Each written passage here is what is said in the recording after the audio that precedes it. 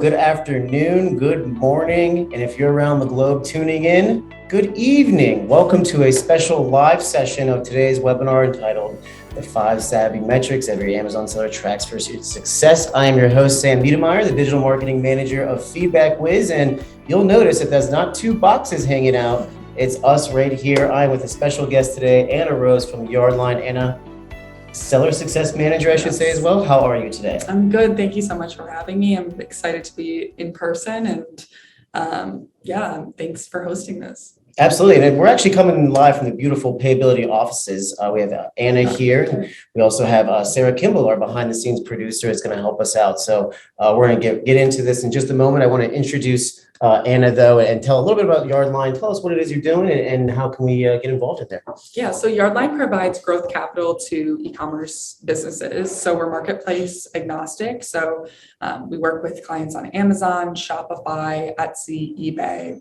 you name it, we will work with you. And then in addition to the growth capital, we also provide our clients with a seller success manager, which is my team. And we work with our clients really post-funding to benchmark their business, help them identify ultimately how to get the best possible return on that capital investment. And at the end of the day, when you put capital into a well-optimized business, you're going to get a better return. So that's really what our team does. And yeah, that's the Yardline in a nutshell. Yardline in a nutshell. Thank you so much. I also understand that there's a new eval tool that you are working on for some of the Amazon sellers. So we have a lot of FeedbackWhiz clients with us right now tuning in. Tell us a little bit about that. Yeah, so we just recently launched our eval tool. You can check it out at eval.yardline.com. And what it is you can put your seller ID in there. It'll give you an estimated business valuation. You can also look up any of your competitors. There's a little drop down so you can search by your competitor name and it will give you their estimated valuation as well. Really just helpful, even if you're not looking to sell, to see what's my business valuation and how is it trending over time. We show kind of the trend in how that valuation's changed for the time series prior and moving forward. So it gives you really kind of a good idea of what your current state is, how it's changed over time, as well as your competitors. You can see if you're following their trends or falling short or moving ahead. Oh, that's good. That's amazing. And we're going to dive into that a little bit further down the road into the session. We got a great show prepared for you today. Are you ready? Yes. Ladies and gentlemen, we are going to be here for 30 minutes. It's a live show. It's going to be as interactive as possible. We do have a few slides, even though we are right next to each other. I'm sure it's a nice treat that we're not seeing each other in boxes. So without further ado, let us go ahead and get started. What do you say, Anna? Let's do it. All right. So we do have a few slides. I know I want this to be as interactive as possible. We do have a few slides that we want to go over with you today. In terms of the agenda, obviously we've already gotten to know Anna and the beautiful and the wonderful people at Yardline. We're going to go a little into the state of e-commerce. It's probably where the eval tool comes into play, some tools from FeedbackWhiz that might also help. We're going to go right into the 5 metrics that Yardline has assessed that every Amazon seller needs to track, especially if you're a savvy Amazon seller. We're going to go into how you can track that. Ladies and gentlemen, ask as many questions as you like because we're going to bring a lot of information and we don't want to leave anyone behind. So a couple of housekeeping items. If you could just adjust your volume. If you can't hear me yapping right now, just hit that down right at the bottom.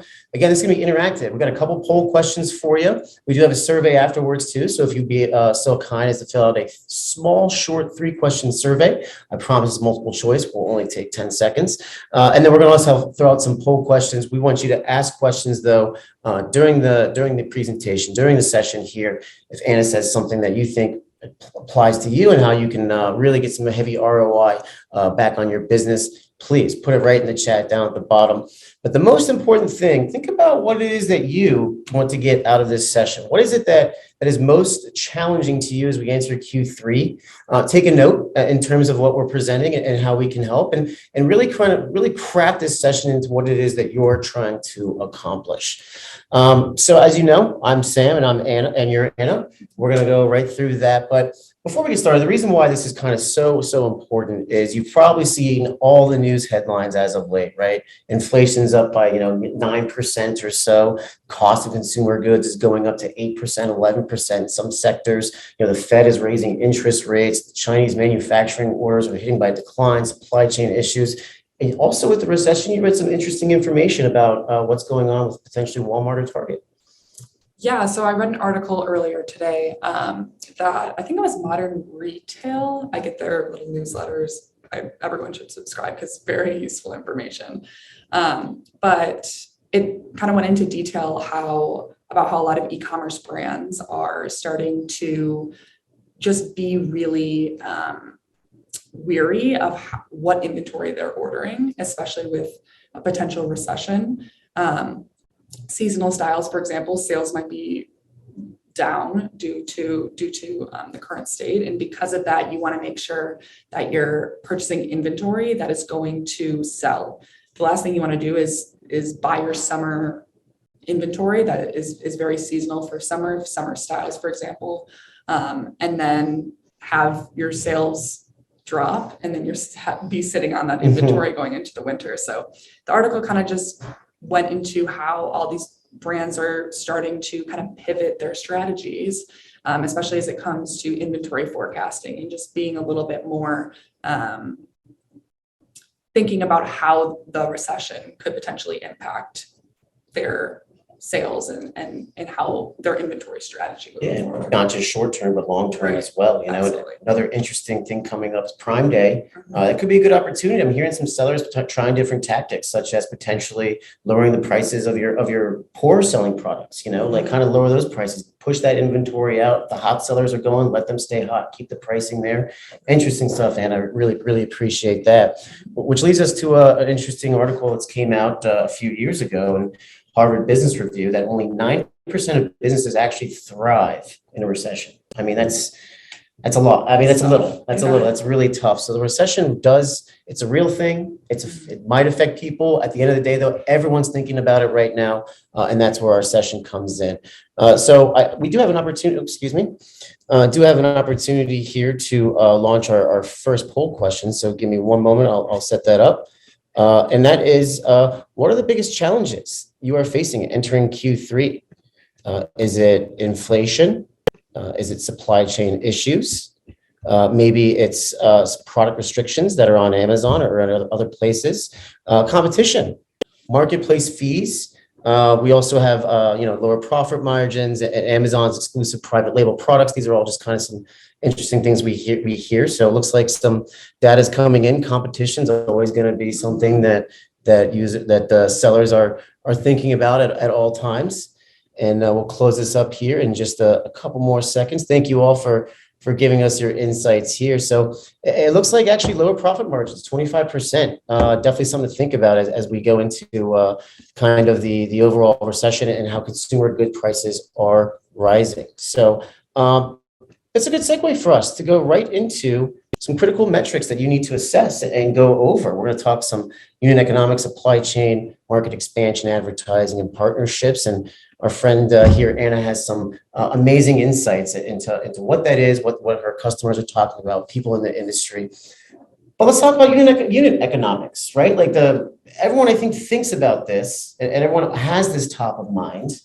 But what exactly is it? What are they? What can sellers, what can the audience do today? What can they do in the future? Yeah, so it's really interesting that the poll results was in regard to low profit margins, because looking at unit economics, really what they are is looking at your individual SKU or your individual product and identifying what your margin is on that individual product level.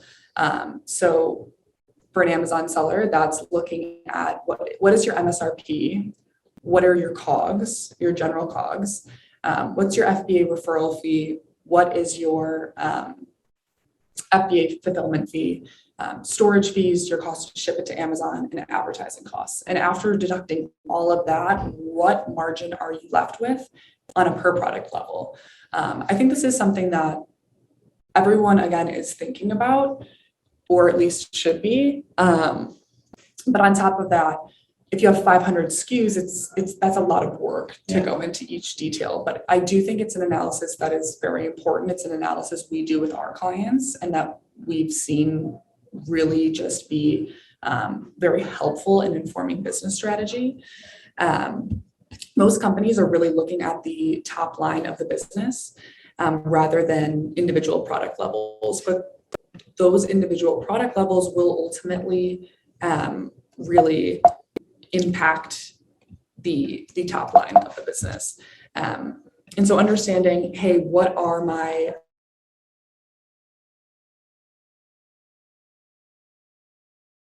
do this analysis and find you have one product that has a 20% margin and another product that has an 80% margin. And that's going to give you information to inform you on your business strategy, especially with increased costs and low profit margins being an issue. Perhaps you want to pivot to double down on advertising and pushing that high profit margin SKU. Or maybe you want to look into, okay, how can I reduce the costs there on that low margin SKU? Obviously, both things kind of take time, but understanding how each of your individual products and their profitability impact the top line of the business is going to help really inform your strategy, especially as we go into this economy where costs are rising. Those less profitable products are going to become even more less profitable. Yeah. So how can you double down on those that are profitable or are more profitable, or how can you help your overall catalog be more profitable? And that starts by understanding the economics at the unit level. And you kind of, you have to have this high level strategy, right? But also you have to get very granular down to the ASIN, down to the SKU, down to the, even the child ASIN kind of almost, to see, hey, maybe I should, if you're specifically on Amazon, right? So if maybe there's a couple, if you're selling clothes, hey, this color is not doing as well. Like, let's get rid of that child ASIN. You have to get really, really granular into the data, right? Yeah, absolutely. And we've had clients, and I've worked with some of our clients before, where they have SKUs that are not profitable, but they have kept it in their catalog because it's driven traffic. And that's something that really needs to be analyzed and thought about, especially in today's economy, because not being profitable is one thing, but if it's costing you in your top line, that's an analysis, and that's something that needs to be understood moving forward. So understanding, hey, what is my profitability on that level? Am I okay with having some that are less profitable if they drive traffic? If so, like, what is that level of traffic? And really understanding deep, kind of at the base level, at what point is that trade-off worth it for me?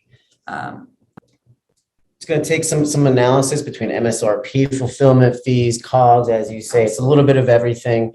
Unit economics is really important down on a granular level, absolutely. And when we talk about COGS, right, we just brought it up as one of the economics that you have to, economic units that you have to assess. Well, take a little bit more specifically into what is it that you need to analyze to optimize that supply chain, within your COGS or within your COGS that you're assessing.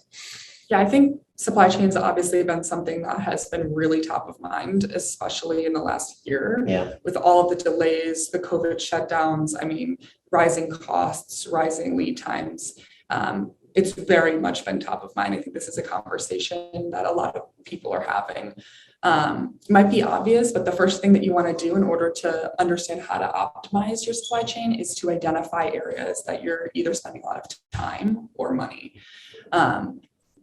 And that's because there's almost always room to optimize your supply chain, whether that is through reducing costs or reducing time, lead time, that is.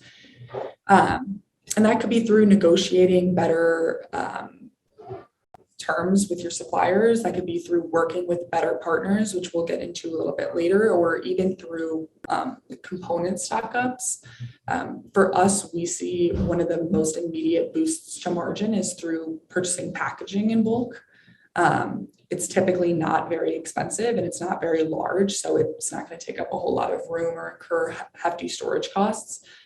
We've seen that purchasing even packaging ahead of time has helped to reduce overall COGS and reduce costs in that supply chain. You can also, again, negotiate with your suppliers on payment terms, especially where everyone's kind of in this area where the cash is tight. I always recommend negotiating as much as possible with your suppliers and seeing where they're flexible. But yeah, really understanding what are the different really parts of your supply chain and really understanding at a granular level where time is being spent and where money is being spent, and really being creative with thinking about how to reduce costs or time there. We do have one question that came in from John here. Hopefully you can expand on it when it comes to negotiations. Is there any potential red flags you've seen with your clients that are kind of bad for your clients when they're negotiating with their supplier? Like what is, I guess what they're trying to say is, what is an example of something that you could negotiate, or that's a red flag that you should negotiate?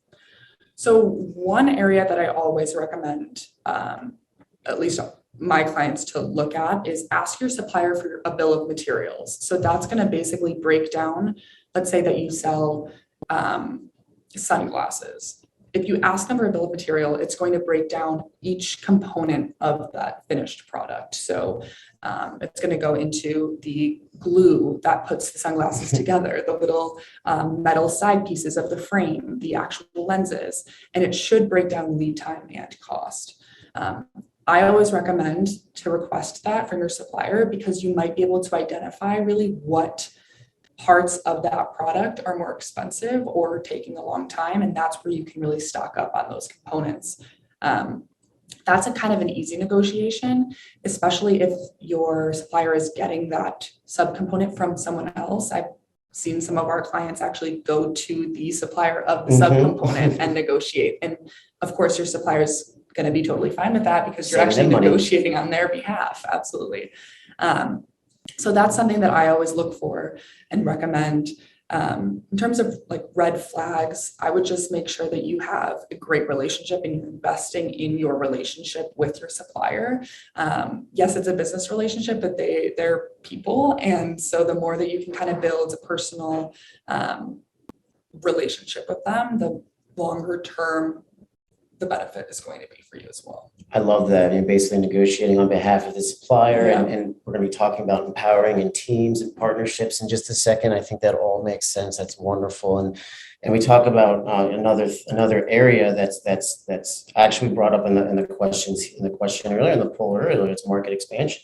Mm-hmm. You know, it's always something that people are thinking about: product expansion, market expansion.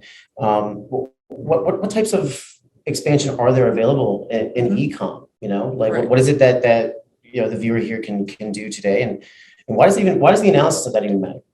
Yeah, so I think that thinking about analysis right now can be a little scary, especially with the current state. But I think it's something that should always be thought about, because there are ways to expand in a smart way, even in the current scary little state of our economy. But when looking at the different types, you're looking at one at the product level. So different sizes, different variations, different colors. If you have a product that's performing well, why not launch another color, another style? And a lot of the times you can work with your supplier to identify what is that MOQ, and they might be more flexible if it's just a slight change in size. New products, of course. So looking at how to expand your catalog by launching new products that kind of support your existing catalog. Marketplace expansion. So looking at launching in Walmart, launching on Shopify, launching on Amazon if you're not there already. What other marketplaces are there out there that you could look to tap into? And then the fourth and final type of expansion would be the market. So can you go launch internationally to a different marketplace, launch in Canada, launch in Mexico?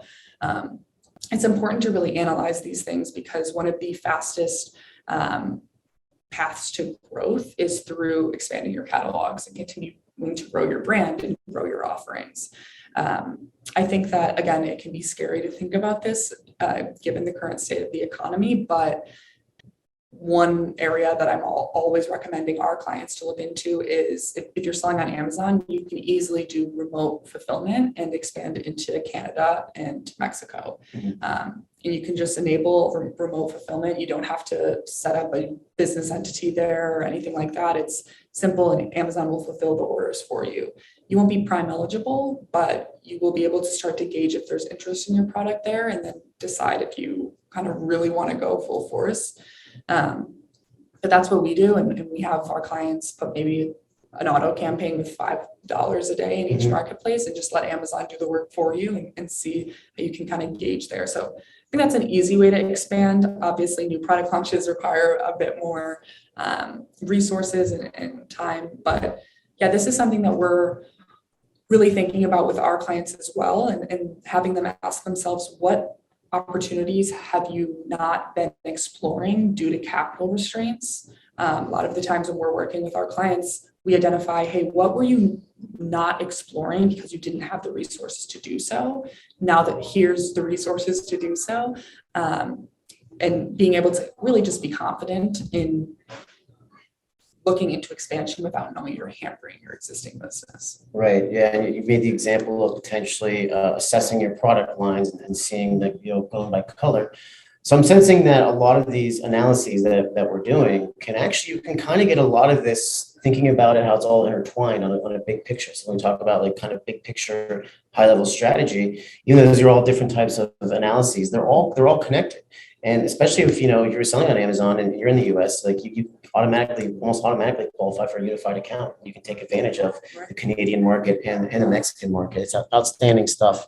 And let's go on towards kind of pumping out, $5 a day, $10 a day along those different markets. And let's think about what is it that we need to analyze in advertising. And I mean, I think we know why advertising is important, but we never really understood the analysis of why it's important. Mm-hmm. Absolutely. So when you're looking at your advertising, and again, I know at least in my experience and what I'm seeing is cost per click is increasing. I also read an article earlier today, same article we talked about earlier, that is saying that conversion rates are going to start to lower because the intent to buy is going to lower as we start to see higher interest rates and the effects of that.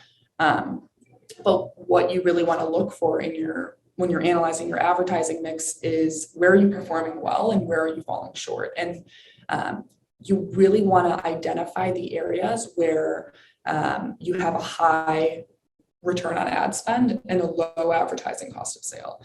And you want to do that at the marketplace level, of course, but then also at a portfolio level and a keyword level. So if we're talking about paid per click on Amazon, download those search term reports every other day and identify what keywords are getting clicks and not getting conversions and put those in negative targeting. I think that sometimes, at least what I've seen is there's some hesitancy in sellers to make that jump if they think that the keyword is relevant. But especially at a time like this, you don't want your ad spend being eaten away by keywords that aren't converting, even if you think they are relevant to your listing or to your product. I think another area that kind of sellers forget to think about is Amazon's algorithms evaluating that.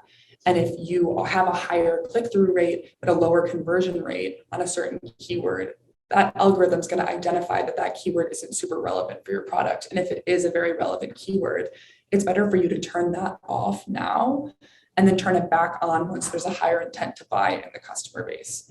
And once you have more sales and reviews. But yeah, it's important to really identify, hey, what's performing well, what isn't, going in and optimizing that. And advertising really is so essential especially on Amazon, for SEO and ranking, just reviews, getting your product out there, getting traction. So identifying what's working well and doubling down on that, what's not working well and turning it off for a bit is really going to be important, especially as we start to see conversion rates lower.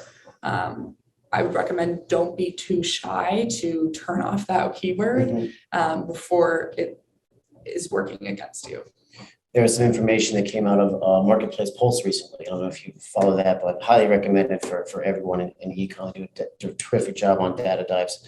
And it basically said that 6 out of 8 of every post a buyer sees now is PPC. It's advertising, so it's super important. I do have a quick question here from Brian. It came in to direct to us.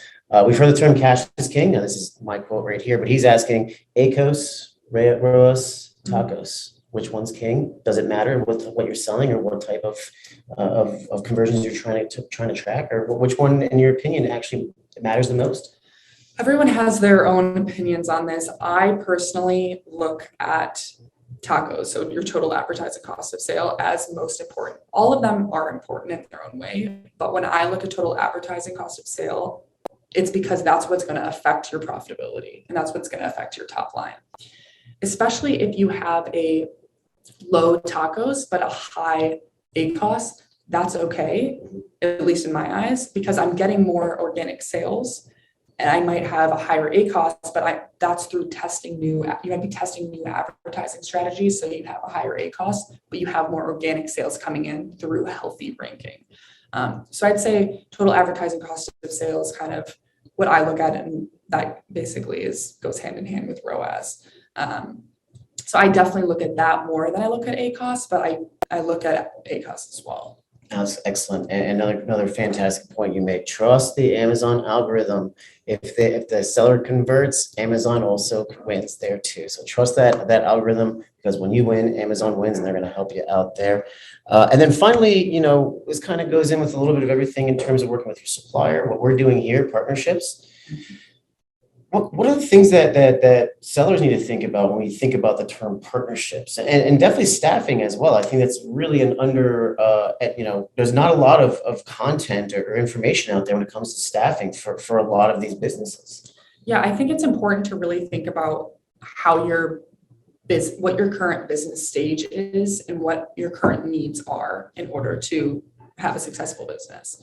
One thing that I see often is sellers focusing too much working too much in the business rather than on the business. So doing those day-to-day tasks rather than thinking about, how do I work on this business? How do I grow it? How do I take it to the next level? What's my business strategy? What's my Q2, Q3, Q4 strategy? It's important to make sure you're not getting too caught up in the day-to-day. And I think one of the hardest things to do as a business owner is to learn how to delegate tasks and know when that time is. So when you're really critically assessing your partnerships and staffing opportunities, identify what areas you feel are inefficient. Back office processes, for example, like accounting, record maintenance, really all of those things, those are almost always very inefficient. So identifying how you could potentially outsource that through a partnership or bring on someone and bring on staff to do that. That's kind of really what you want to consistently look at. And it's important because great partners that grow with you can help really accelerate growth. At Yardline, we have a whole Rolodex of great partners such as yourself that we've vetted in the 3PL space, tool space, auditing, advertising, really a whole Rolodex of great partners. And one of the great values of our seller success program is referring our clients to partners that we know will work well with them based on their business stage.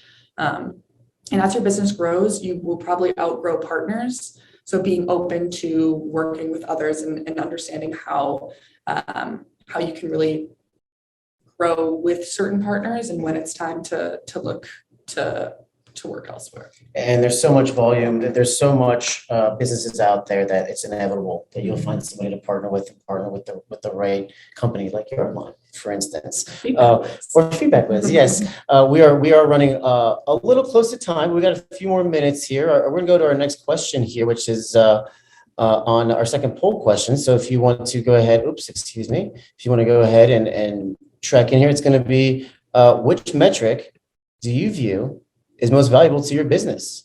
Is it unit economics, supply chain and COGS, product line market expansion, advertising optimization, or partnership staffing?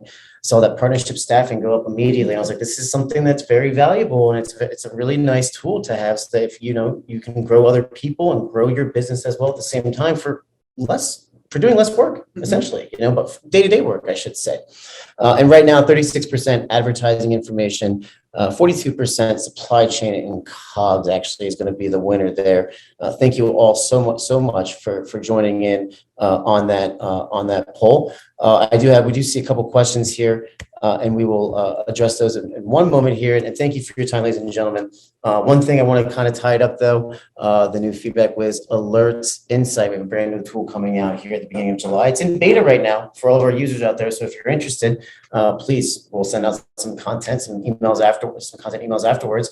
But essentially, it's going to track everything we just talked about, the KPIs and metrics that matter most to you and your business, down to an ASIN level, so that you can build a workflow, for you and your team. We're going to go deep into unit economics. We'll go granular by child ASIN, into COGS, fees, margins, revenue, profits. Product monitoring tools still be available for all those wonderful FeedbackWhiz customers. It's going to be in this new dashboard, but it'll give you high-level insights at an ASIN level, so you can actually get that information exactly the way you want it. So you don't have to spend so much time between different spreadsheets and different businesses there. We're really excited. So we'll send some information out afterwards. It all comes down to building a strong staff and powerful partners. Kind of talk about how the future of Amazon, work almost. I kind of said this a few times in some different sessions is project management and team management. And this tool is really going to empower you and your team with real-time information and insights, and you can build unique product and subscription lists with FeedbackWhiz alerts. So you can get down to maybe teams in different marketplaces, or maybe if it's just you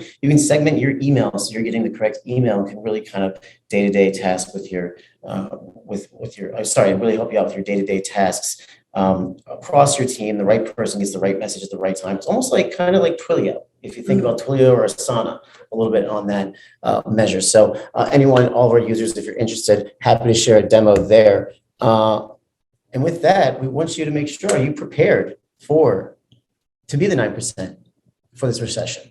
We got some questions coming in, Anna, so I want to delve into those. We're going to send out some information on the Yardline Capital and Seller Success Program.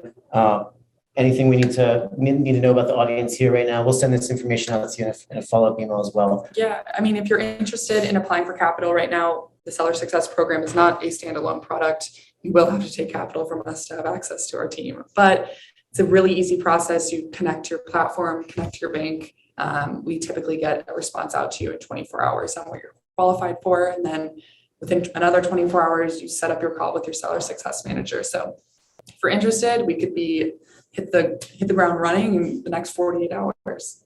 Outstanding. 48 hours, get all the capital you want, get inside access to the absolute 5-unit metrics that you need to track for success. Thank you so much for your time. You got a couple extra minutes for some Q&A? Yeah, absolutely. Let's do it. All right. There we go. We'll go right into us, and let's get into some of these questions. So anonymous attendee says, is there a way to help monitor and manage customers that made repeated purchases? So yes, actually, we are able to in our tool specifically for review and email automation. I should say you'll see repeat customers come in on the FeedbackWhiz tool right there as you're putting up your email campaigns and as you're getting your profits data and order manager data right there in the dashboard. So whoever sent me that email, happy to go through that with you. I'll send over an email, but also let me know as well. Happy to jump on a call and show you exactly in the order manager where you can see repeat purchases and where you can filter that information down to repeat buyers. Unfortunately, Amazon doesn't disclose their information on who the customers are. Some news out in the EU, though, that's kind of interesting. What happened a couple of weeks ago with sources saying potentially they'll be leaking or getting out data to their rivals and sellers. But yeah, happy to share that within Order Manager as well. Also had some other questions. That is this session recorded? Yes, this is recorded. We're going to be able to send it right back to you from there. Another question comes in from Shireen. Shireen asks, so for you, Anna, Shireen will ask, how can I get started with Yardline Capital? How much capital can be raised? What are my options? I'm assuming financial options that you're able to grant to sellers. Yeah, so typically we're revenue-based financing. So we'll look at your last 3 months of sales, as well as just your current business rate forecast, what we expect your sales to be, and then we can extend up to $1 million in funding. Typically, that's if you're doing close to $1 million a month. What we typically see is we're able to extend kind of whatever your monthly revenue is.